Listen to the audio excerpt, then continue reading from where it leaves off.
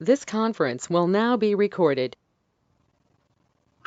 Well, good afternoon and welcome to the Empress of Biz and Sal. I've got to give him a title. How about Sal the Duke? Business Duke or something Hey, like I've been called a lot worse, so that works for me. that. Okay. Well, you have the JoAnn and Sal or Sal and JoAnn show. We haven't been on for a while, but so we thought we'd do something a little more personal. Talk about both of us have been entrepreneurs for quite a while. And probably between the two of us, we have, 60, 65, maybe close to 70 years of experience, which means wisdom. And Sal and I were talking and thought, what do we want to do? And Sal came, talk about the subject that you want to, and then I'll start adding. Yeah, well, I suggested because I've actually had this conversation with other people in the business industry that are sort of in my same age group and that are consultants and that again maybe were consultants for a long time, had a normal what I call normal professional business career. And so the subject always comes up of is it easier to start a business and run a business now, or was it easier 30 years ago? Um, and we get into these discussions because a lot of the folks that I deal with, and also we like to work with young entrepreneurs, startup people, which a lot of times are folks coming out of college in their mid 20s to maybe mid 30s, and the gut reaction is always that it's easier now just because there's that much technology available and a lot of it is free or nearly free. Honestly, I kind of take the devil's advocate role. I actually think it was easier to start up a business and run a business 30 years ago because I did it myself and I can compare. So anyway, that's kind of the topic that I'm throwing out, and we can have a discussion on that.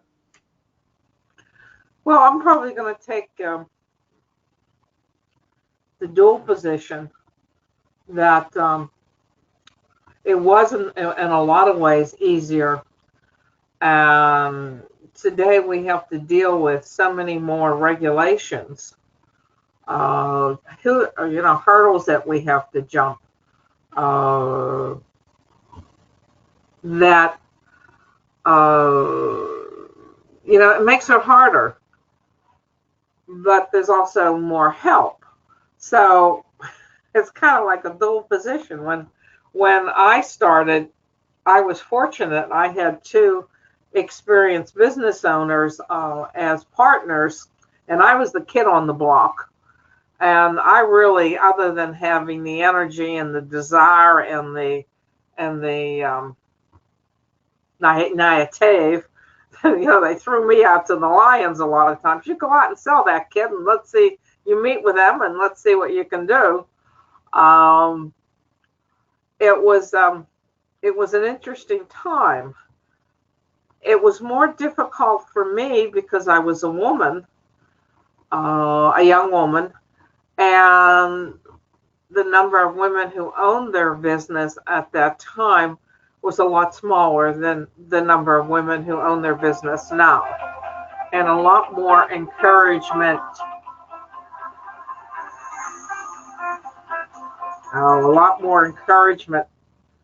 to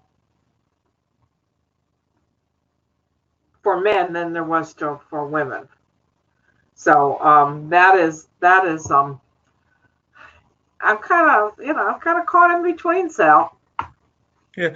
Well, and I was going to tell you, by the way, a lot of it is also like a lot of things in life and in business, right? There's no wrong answers, and there's just different pros and cons. Um, so I would have no disagreement that nowadays we have a lot of tools that again are free or almost free that can allow a small business or even a single individual to have resources and capabilities that in the past were reserved for big corporations or just didn't exist at all. So as an example, and this may come again as a shocker to some of the younger people, because nowadays it's almost a given, right? But to me, I'm still very pleasantly surprised that virtually everybody has email and it's free. I still remember, sending letters, and you would have to wait, a week before, hopefully, before you could call somebody on the phone and say, hey, did you get my letter? Did you read it?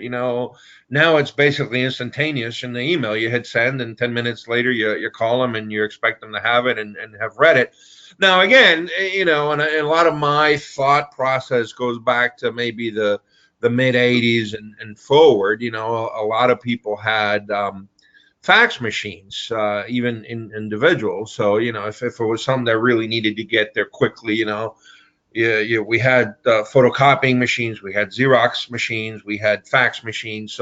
So written information could be transferred nearly instantaneously still back then. I guess the big con that I see today, which was why basically I think it was easier back then, is now because of all these communications infrastructures that are basically free, the market has become hyper competitive. Certain services, of course, like plumbers and electricians still have to be local, but even there, just the all the background work you have to do within social media, search engine optimizations, the websites, whatever. I mean, that is a complete project on its own. I mean, 30 years ago, you basically got listed on the yellow pages, you handed out some business cards, you got some word of mouth, and you were a plumber and you're an electrician, you were in business. Now it's like, you got to make sure you're coming out on the first page of Google. And again, that requires expertise that's like a third party that you have to pay for, sometimes thousands of dollars. So in that sense, to me, it's just so much more complicated today than 30 years ago. It is, to me. It's a lot more complicated. You have a broader reach. And when I look at, I'm in on Facebook, or I'm in any of my other accounts, LinkedIn and that, I'm getting all kinds of offers from all kinds of people from all over the world. I'm going to teach you to do this. I'm a guru in this. Don't you want to be a guru too? And it's almost overwhelming, the plethora of information that you get hit with. Also, when I look at, if you make a mistake in social media, you can really hurt yourself, and that the hurt goes beyond the boundaries of your neighborhood. So I'm a little surprised at, I'm going to say it, how naive some of my business associates are, that what they put on, and they're professionals, but they're letting their business mix over into their private beliefs, and I say that's an absolute no-no. I don't care what side you're on. If you're in my demographic of what I think is my client, I am going to present a professional image without any political or religious opinions. And that, I think, has really muddied the water a lot too. So we didn't, well, at least we had time to correct our, it wasn't so global. And that's an issue too that I wish people would consider. And then we didn't have to consider that. We really didn't. Like if I get mad at you and I send off an email saying, Sal, you don't know what you're talking about, blank blank. That's just between you and I. But if I put that on Facebook or LinkedIn or something, the rest of the world's going to see it. And we've got a mess, so that that is something that we get into that etiquette. We didn't have to worry about. The other thing that I'm concerned about is we're so interested in doing our social media that the interaction between people has gone down a good bit. And I like to do business face to face because it's a lot easier for me to be able to communicate with you and also be able to see if you're really interested in what I'm doing. Now this I like. I can see you, you can see me. We're taping it. I think this is that can save a lot of time, effort, energy, and money as far as travel. But this idea of making the contact by email only or Facebook only, that is, call me old-fashioned. I think that is a handicap. That a lot of younger people who are starting their business career don't have a clue of how to really make connections with people.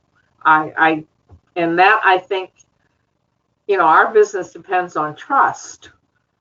People trust your skills, people trust my skills, and just depending on email and social media, that to me is not always good for business. So that's another hurdle that you have to overcome. And if I'm going to spend significant sums of money, I am not, until I really meet with you or I have a longer time to connect with you, I'm not going to do it. What about you? Yeah. Oh yeah. Let me tell you. I mean, I'll kind of give you two quick examples that are recent from real life. I This person emailed me through one of the websites and said, "Hey, I'm interested in talking to a business broker," and he sent me his email and his phone number and whatever. I said, "Okay." And so I sent him some background information on the email, and I'm always very careful too, by the way, of thinking, okay, some of this stuff could be, generational, and again, it's not that there's right or wrong. It's just that, we want to communicate a certain way, and they want to communicate a different way, and so, whatever. Maybe we have to err on the right or the side of the client is always right. But anyway, so I email him some sort of what I consider background information on the email. And then the next day I try to call him and his voicemail is full. So I couldn't even leave a voicemail. I obviously had to text them. And I know this happens periodically is this is, I think, their way of saying, look, I don't want to listen to voicemails. I don't want to talk to people on the phone. All I want is text messages. And the problem with that is two things. One, text messages by their very nature have to be relatively short. Because I know the flip side is I was talking to somebody else the other day, and he said, "Oh, look, so and so sent me this text message, and it was like 3 paragraphs long." I said, "Do you think I'm going to read that? Forget it." So text messages by their nature have to be short, and sometimes complicated topics or topics that require interaction and a little discussion back and forth are hard to handle in these short little text messages. But the other one that's even worse to me is because you lose the tone of voice, the facial expressions. Sometimes you can miscommunicate and very dangerously. I mean, I was working on a project a while back, and it was two people that I knew. I didn't know if they knew each other or how well they knew each other, but at one point I get this email from one of the guys that says, "Well, if so and so is involved in the project, I'm not interested." Um, and I said, "Oh my God, we Yeah. have a problem here." And I didn't realize it was a joke. They actually knew each other very well from way before even me getting involved in all this thing. And so they were all on this email, and so they were playing and joking amongst themselves. But I'm taking this seriously as, oh my God, these two people don't get along, and now I've got a problem because I got two people on my project that apparently hate each other. I think over the phone, even just the tone of voice, I could have realized that that was a joke, and we could have just moved on to continuing the project and doing business, right? So I think that makes it a little bit harder nowadays. 30 years ago, you just got on the phone and talked to people. Yeah. Oh, excuse me. Oh, bless you. Thank you. In some ways it's easier. I'm going to take the position that, going to the bank. Oh, well, if you were a woman going to the bank, because been going to the bank for a long time, um, for quite a while, you couldn't go by yourself if you were a woman. It was unusual that you were starting a business, and whether you were, I can remember going, this had early, and I'm making a lot more money, and my husband, I'm putting him through school, and I couldn't even get a charge in my own name, even though I'm the main breadwinner. He had to come and sign. So there was obstacles, and a lot of people today don't realize. And it took me quite a while to get financing in my own name that today would not be an issue. And I think a lot of younger people forget that. Although going to the bank today, credit score wise, we didn't have to deal with that credit score. All that big that number that you have no idea how that number is assigned you. And there's at least three major credit score companies. I think there's about 100 that people are keeping track of what you're doing, and you have no idea what's happening. So we didn't have to deal with that, and it was much more of a handshake deal. If they knew you, they liked you, they could see a reason for it. It was easier to get done. Today, you've got the paperwork. I've been going through some of my records and getting rid of some of the old stuff, and I'm just sitting there looking at, which I know is a fairly current application. There's 40 pages that have to be filled out. And I'm going, good grief! I cannot remember having to do that even 30 some years ago. So the amount of paperwork has grown, even though they say they've got it on download from the cloud, and that there's so much paperwork that we really didn't have to do, which makes it easier from my perspective. Yeah. Not only that, the paperwork has gotten so specialized because my one of my pet peeves, going back to maybe regulation, right, is I'm thinking, okay, if you're somebody that knows how to read and write and you're reasonably smart, you should be able to do 99% of the things that are required for you to start a business. But again, that might have been true 30 years ago. Nowadays, between the tax regulations, the environmental regulations, the leases, everything's so complicated that now you need to engage a specialist in each one of these areas, because you could be a smart person, went through college, knows how to read and write, but again, the environmental, the financial, the taxes, everything is so complicated that you have to find specialists to help you in all these areas. Otherwise, you just can't do it. Whereas 30 years ago, you could kind of work your way through it and get it right and move on. Yeah, that's an issue. There's, like I tell people, I says, if you cannot afford the lease, I mean, a lease, people sign leases, and although that happened when we first started out, you're stuck with that lease, the cost of that lease. If you can't afford a lawyer, either then or now, on your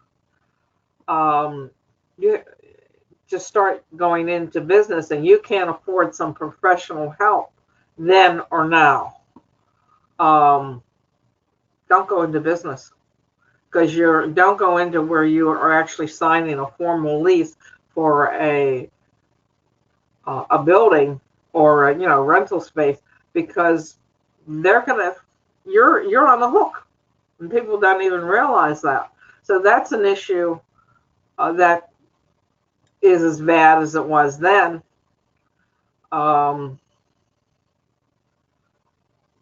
There's a lot more information out there because of the net. So if I go to sign a lease and I Google it, signing a lease, there'll be all kinds of different things that come up. Some of it's good information and some of it isn't. Chapter 2 is a 2019 movie directed. Well, Google Jessica is. Chastain's movies include The Disappearance of Eleanor Rigby, Eve, and 36 others. See, we didn't have these problems 30 years ago. Your car didn't talk to you. Your oven didn't talk to you. Your refrigerator didn't talk to you. I mean, we had computers, but they didn't talk to you either. Oh, I've been. Well, here's the culprit. And I've been, Google and I've been fighting. Yeah, I mean, the other day I was asking a question and it wasn't answering, so I'm yelling, "Wake up, you lazy thing!" And people were looking at me like, "Oh, this woman is, nuts." And the thing came back and said to me, "I'm awake. I'm awake." So, no, we did not have those. So it took my word lease and off it went. But yeah, well, and by the way, speaking of, and again, it's just me, but 30 years ago, because it was harder to communicate, right? I mean, we didn't have a phone in our pocket. Most people had the old black rotary phone in their house, and maybe somebody took a message or they didn't, or the little tape recorder thing would come on. And at the office, kind of I remember when we got voicemail, that was like the greatest thing in the world, right? And before that, you had a secretary or a coworker pick up the phone and take a little message, whatever. But still, it was all sort of there at your desk. It wasn't in your pocket. Now, because everybody has a phone in their pocket, communication is a lot easier, which is a good thing. But the bad thing is, back then, if you had a business meeting and somebody said, "Hey, I'm going to show up on Tuesday at 3 in your office," 99% of the time, they would show up on Tuesday at 3 at your office. Now they'll call you on the phone and say, "Hey, I'm in traffic. I can't find parking. My other meeting ran late, whatever." And now it's a total, you're in your office and fine, maybe you're working on email, whatever, but now it's a total crapshoot. Is this guy going to show up at 3 or not? I mean, you have no clue. And so because the communication has become easier, the flip side is it's harder to plan because you never know what's going on. Yeah, and the other thing is you're never off. So that you're and you've got to have downtime. So right now, my phone will start to ring this morning at 7:30, and now I have clients in construction, and I have one that when he was my client, he had no compunction about calling me at 5:30 in the morning because he was up. He figured I had to be up.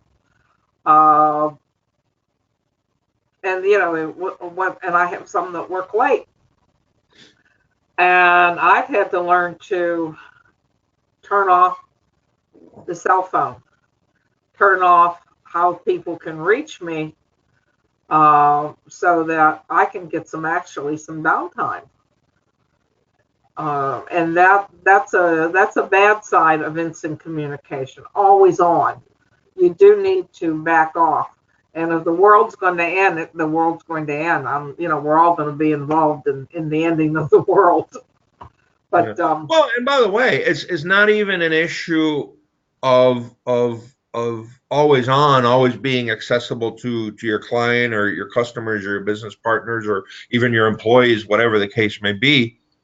It's also an issue of the expectations have been of almost an instantaneous answer. Because, again, when the phone would ring at your desk and people knew you were in a meeting or even on a business trip, the expectation was, okay, the guy will call me maybe in 24 hours, maybe even 48 hours, because, again, he's on a plane to San Francisco and whatever, you got to wait for him to call into the office and listen to the voicemails or have the secretary give him the message, whatever. Now, if you're not answering phone calls, and I don't know, you tell me what you see, but I'm going to go out on a limb and say like within an hour. If you're not even answering phone calls or text messages, well, text messages within 10 minutes and phone calls within an hour, people start to wonder, hey, is this guy dead? Did he go out of business? And they don't realize you could be driving, you could be in front of another client, you could be, like you just said, eating lunch, having downtime, playing with the grandkids, whatever the case may be. But the expectation is not only that you're always on, but you're always on and answering. Right. This cell phone, the phone call that came in as we were shortly into the podcast or the filming, I had to text her back and say, I will call you back in 35 minutes, because I knew that if I didn't, she'd call again. So because she expects we're working on a problem, and she hasn't answered me, so now she's answering me, but I can't answer now. So it's the expectations of instant communication, I think, this is a detriment many times. Now, if you're in the kind of work that you absolutely need instant communication, that's fine, but a lot of us don't need that, and we're literally driving ourselves crazy by trying to answer everybody at one time. Well, not only that, and I think also, by the way, this is maybe another pet peeve of mine, is because the cost of communication and the friction of communication has been eliminated so much. The flip side is people don't plan or think through procedures. I remember, again, when I was starting to work, because it was a lot harder to communicate with people, if you had to get something done, you would think about all the possible scenarios, all the things that could go wrong, or all the exceptions, all the whatever, so that when you sent them a letter in the mail or a brochure or a procedure or a whatever, you really tried to think through all the possible scenarios, all the things, all the hiccups, all the exceptions, and address them in that letter or that procedure or that communication. Now it's just an endless stream of back and forth of emails and text messages. Well, this code didn't work, or I need it in blue and you said red, and it ends up being more inefficient because the communication's easier, but we're actually spending more time and being more inefficient. Right. So there's not thinking through what people want, or what you want to say. I can see that a lot, and I've actually, because I have a tendency to talk too much, I've gotten a lot more guarded about what I say, because I can go off all over the place, and that's actually helped me with clients instead of just spouting off, and that's another conversation. But I think we're both saying there's too much dependency on texting rather than people thinking out what they want to communicate. Yeah, exactly. And I'll tell you, by the way, I want to go back to something that you said too, is again, 30 years ago, if I sent you a letter or even a fax or even a phone call, I would expect you to read it and get back to me, even if the get back to me is as simple of, hey, Sal, listen, we're just not interested in this product or service, whatever. But at least there was some acknowledgement of the communication and some closing of the loop, right? Not to even mention, by the way, you sent a resume somewhere by email or or fax, somebody in HR or somebody would, even if you knew it was a form letter, you knew they're just Xeroxing it, but at least you get something back to say, hey, yeah, we got your resume. We're not interested. Thank you very much. And now you're not left hanging thinking, okay, are these guys ever going to call me for an interview, or did the letter even get there? Or did it get lost in the mail? Now with email, it's just basically reached the level of static. I mean, it's like static on the radio. It's just sort of this background, nobody replies to anything. Nobody acknowledges anything. You don't know if it got there, if it got caught in the spam folder, if you should try to follow up. And it just makes, and I get it, because you and I, we receive this volume of email. You just can't handle it. But again, from a doing business perspective, I think it makes it harder because you never know what's going on. Right. And one of the things that I've found in emails is that people will run their sentences together, and they will have several requests going on at one time. So what and that's confusing. It's like someone telling you, here's 6 jobs, and they just run it off, and you don't know where to start or what to do. And what I do in my answers is I actually take back, and I take, this is what you asked me to do, and then I break it down, point 1, point 2, point 3. So that it's, this is what I heard you say, so that I'm trying to clarify the situation, and that takes more time. And yet it saves me time and mistakes and confusion, because they won't have looked at their sentence. It's just off it goes, or their paragraph. So we didn't have that that jumble as much. Yep. Oh yeah, no, I agree. And what's amazing to me is, people are using shorthands and abbreviations and this and that, assuming that everybody understands the shorthand and the abbreviation. But what's amazing to me is that we have people that are, what I'll call high level people, whatever the case may be, whether it's politicians or high level, CEOs of Fortune 500 companies, and they're all sending out these tweets with all these abbreviations and shorthands, and then when the newspaper guys get it and they want to put it in some type of magazine article or newspaper article, then they have to put all the stuff in brackets so people can't even understand what these guys are saying. And I'm sitting here like, okay, this is not setting a good example for the rest of the world out there in terms of communication. And to be honest with you, I mean, again, maybe it's just me, but how hard is it to write with full words and full sentences? I mean, I get it. Maybe you're typing with 2 fingers or 2 thumbs or whatever the case may be, but I mean, come on, just write the whole word. Well, my opinion is that I agree with you. My opinion is that any high-level CEO should not be tweeting, because you are representing your company.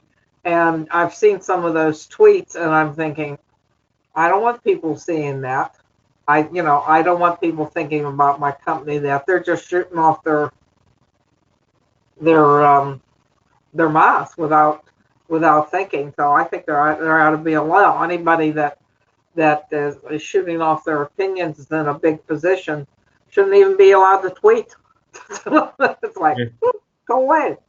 Well, Elon Musk, by the way, is the famous one that got into a lot of hot water or tweeting, but I mean they all do it, and then they go back and they delete the tweets. But of course it's too late, because everybody's keeping copies, everybody's taking screenshots. It's just it's again, it's not like in the old days where you called somebody and you could tell them whatever, but it was just you and him. And I mean, nowadays people are, which I don't recall happening 30 years ago, except for maybe Watergate, but people weren't recording phone calls. I mean, now it seems like, everybody's recording everything, video, audio. and you know, you're always under the camera whether you want it or not, and again, it's hard to have these sort of candid conversations anymore. Right, right. So I think you and I are both starting to agree that we want it. We want it back, and you know, maybe we're sounding like a little bit like old fogies, but I think we create a lot of problems with our technology today that we don't need to create, and yet with the technology today, um, you can save lives too, or you can solve problems a lot faster. So maybe we need to do a show, and I think we're doing it in an informal way, etiquette for the for business people today, because I don't see too much thinking about, oh, wait a minute, you know, what should I say? What should I not say? What is private? How do I manage not to look so stupid? And I mean, I've had clients put their foot in their mouth and swallow the foot and half the leg, and you're trying to figure out how in the world, you know, it's just plain silly at times. So, Well, and by the way, one thing I was going to say at the end, but I'll say it now, and maybe I'll repeat it at the end. For anybody that's watching that is a different generation, I don't know, in their 20s, in their 30s, in their 40s. If you think we're all wet and like you said, we're starting to maybe become a little bit of old fogies and whatever, feel free to leave a comment. And I was also going to suggest maybe at some point we do an interview with somebody that again is somebody in their mid 20s that's doing a high tech startup, and they can tell us. I think they will disagree with us. I think they will see things differently. Maybe not. And that might be an interesting conversation, an interesting show. But in the meantime, you know, if anybody that's watching the video, if they want to leave a comment, they're certainly welcome, because again, this is no right or wrong. It's just different pros and cons, and maybe you can some people can tolerate the cons a little better and value the pros a little more. Not to be super negative, I'll just say this: what I really like about nowadays is, as a consumer, you can, with websites, you can go in and do business 24/7. You know, you can order stuff 24/7. It'll be shipped a day or two later.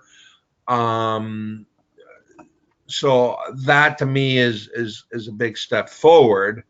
Um, you know, although again, in fairness, back then we had catalogs. You know, you could fax your order in, you could call your order in, and you know, some of those 800 numbers work 24/7. But still, you know, that's where I actually like not talking to anybody. I like going into my website at midnight, you know, putting in my information, ordering my thing. I get an acknowledgement that it's there, and then a day or two later, I receive my product and I'm happy. So that's one thing that I think I value, that has changed for the better. So I want to throw it out there to maybe provide a little ballast, but I think I will still hold to that net 30 years ago we were better. yeah, one of the things that I like doing that too, but I get frustrated when I have questions and that chat room doesn't, you know, it doesn't answer, and I want a person to talk to. You answer me. They also, in the medical profession, you know, they'll give you answers, and you just, you know, you need a person to talk to, or at least I do. The So there's pros and cons to instant communication, which here's my point. If you have an emergency and you have to get up and make a presentation and convince a room of investors, and you've only done that by texting, and your experience is, you know, you're working in a team and texting, and all of a sudden now your main person hasn't shown up, and you haven't had that practice of eye-to-eye contact and working with people, which has happened for me in big deals, you're in trouble. You've got to be able to communicate and talk to people and stop the game of texting and be able to establish rapport and be able to sell yourself directly, because people have money and they're not going. When they have money, they're still very interested in what you have to say and your content. I mean, you watch the Shark Tank and you watch all those guys, and they are very sharp at asking questions, and if they avoid it, they don't get the money.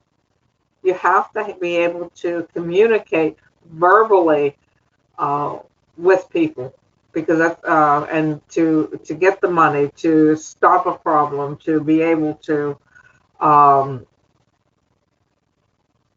motivate people. So just depending on the written text is not good, and that could be another show. I've been in the situation where there's millions of dollars on the table, and my guy got stuck in an airport, and I had a room full of bankers, and I didn't have a good line of communication. And thank God the young woman who was part of the deal but not in his company got up and explained the chain of distribution. She was good. I never saw anybody. I mean, I'm good at it, but she was excellent. She got up. She was only 26 years old. She had all those bankers in her hand, and she explained how you make distribution, bringing product in from South America and landing in Florida, and how we could save money by opening up a distribution center in Pittsburgh. And that is one of her strengths. And yet I've seen her people who can't do that. And that's why she has trucks of over 50 trucks, and over, she's just growing like wildfire, because she has that ability to be able to jump up, grab a room, and hold them. And if you can't do that, you had better learn. And then I was able to back her up and supply the facts and figures about the particular deal. But without her, I'd have been dead. But she was only 26, and she had those old bankers as actually just sitting there watching her. And that's what I tried to say, that there's always going to be a time you got to talk. So you better practice. Yeah. So, Oh yeah, no, absolutely. And I think most venture capitals, most investors will tell you, we don't invest in products, we don't invest in technology, we invest in people first. yes. Um, because they realize that number one, the product may change along the way, technology is always changing, but the one constant is the individual, the people, the team he's putting together, his temperament, whether he's shy or not, whether he's, outgoing, whether he can communicate clearly, whatever the case may be. Because as you go forward, he's going to have to use those same skills with other investors, with his employees, with customers, and sometimes those relationships can get a little testy or a little, whatever, controversial, and you want somebody that can handle the situation and diffuse it and turn it into something productive. And to your point, which I was lucky to have those experiences, hopefully if your business goes well, there may be cases where you're presenting in front of 200, 800 people.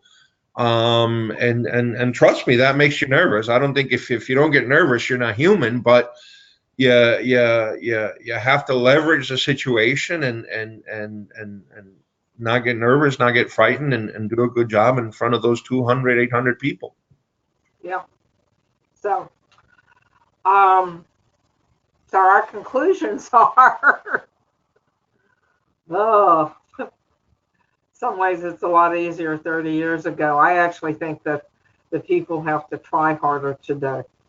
It's more dangerous as far as making mistakes. You do have a broader market. You do have more opportunity by opening the market. But you also have more chance of making mistakes by being careless.